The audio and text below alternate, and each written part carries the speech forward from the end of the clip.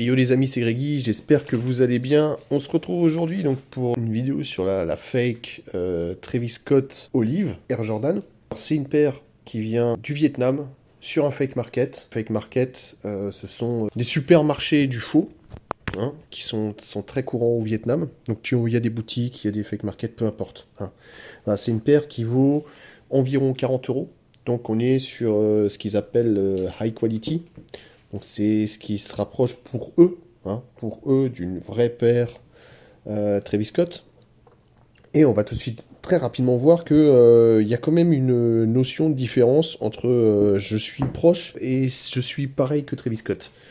Donc la paire vient avec trois paires de lacets différents, plus la paire blanche, donc une paire noire, verte et rouge. Donc là on est correct, hein, on est raccord.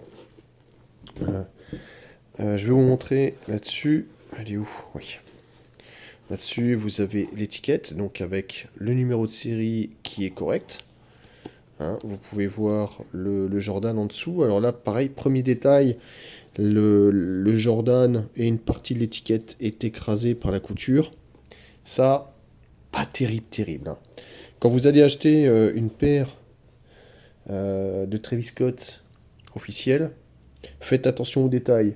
Les détails, ça ne veut pas forcément dire la boîte. Pourquoi? Parce que la boîte, peut vous induire en erreur.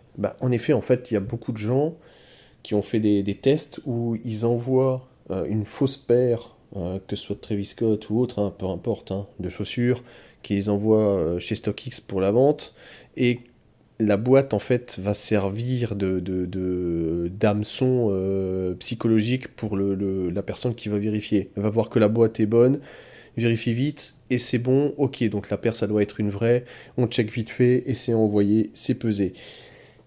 Donc faites attention à ça, regardez les petits détails, c'est toujours les petits détails qui vont vous dire c'est suspect. À partir de quelques fois où c'est trop suspect, laissez tomber. Donc on va voir un petit peu que la toe box est plutôt bien, hein. En termes de texture, moi je suis bluffé, hein, parce que vraiment c'est extrêmement doux, c'est très agréable. On est sur une sorte de daim velours, pareil sur le côté, hein, toutes les parties noires en fait. Sur l'extérieur de la chaussure est très agréable, ça sent la qualité, c'est vraiment bien. Et en revanche, ça va dénoter avec le Nike là, le swoosh, qui lui est censé être aussi dans cette texture-là, un petit peu d'un velours. Et vous voyez que là, on est purement sur cuir plastique, hein. C'est pas du cuir, c'est une sorte de plastique imitation cuir.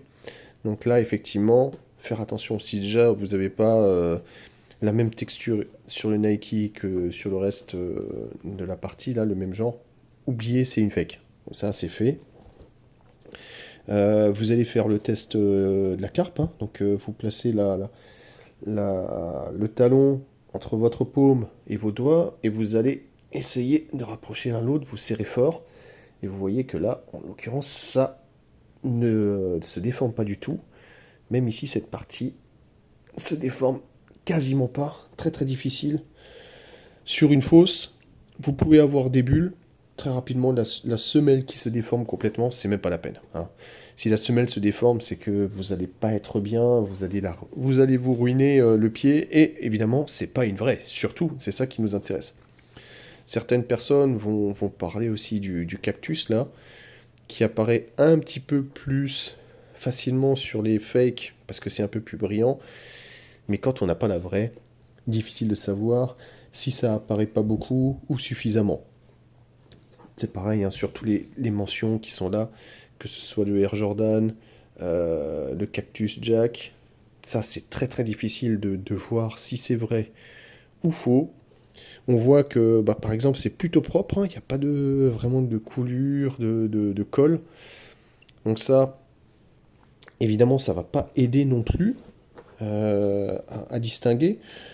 Alors, sur la vraie, la couleur de l'entresemelle, là, n'est pas beige. Elle est plutôt plus blanchâtre que beige. Donc ça, effectivement, on peut le voir qu'il peut y avoir une différence là-dessus. Je vous montre quand même l'intérieur de la semelle, pardon. Et on voit que là, c'est quand même bien fait. Il n'y a pas de souci. Les petites étoiles sont bien faites. La jonction est vraiment très bonne. On voit les coutures En tout cas, ici, hein, sont vraiment très corrects. Même les autres, hein, vous voyez, il n'y a pas trop de soucis. C'est très difficile. Donc, il faut chercher d'autres détails.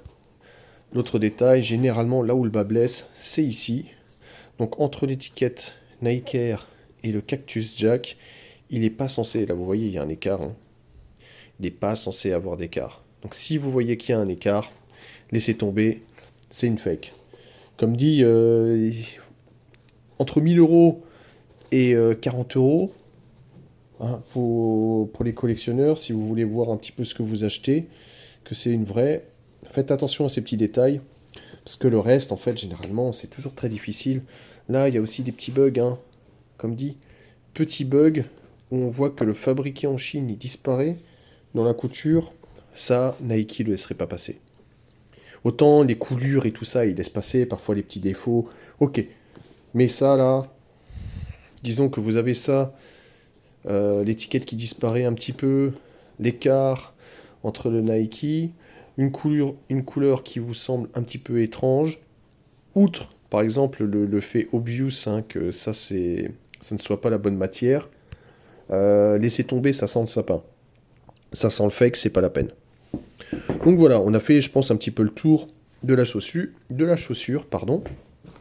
On va essayer ça, je vais vous montrer à quoi ça ressemble. Allez, c'est parti.